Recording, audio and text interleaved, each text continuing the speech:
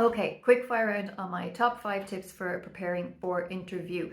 Number 1 is you have to put yourself in the interviewer's seat. What do I mean by that? Well, interviews are not about you, they are about the employer's needs and how you can fulfill them. So you want to be familiar from the job description or information they've sent you prior to interview for what exactly they are looking for from a candidate, what the interviewer wants to hear, and then you need to be able to talk about the value you bring based on that.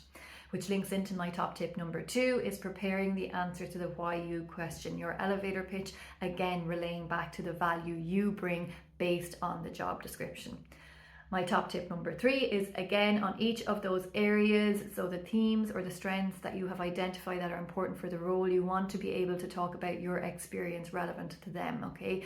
Demonstrated is the key word here. You want to be able to tell the interviewer how you demonstrated these skills in the past, because how else do they know that you are capable in this area?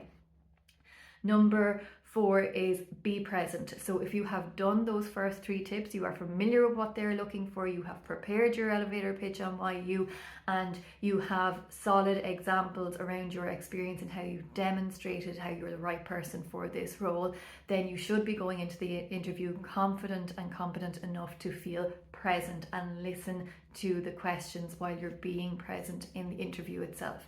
Because a good interviewee is somebody who repeats the question in their answer. Think about that for a second.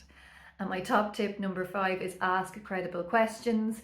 At the end of the interview, if you've gone in, you felt nervous, you've put loads of preparation into it, it's only natural when it gets to the end and they say, have you any questions for us? You might feel like, phew, no, get me out of here.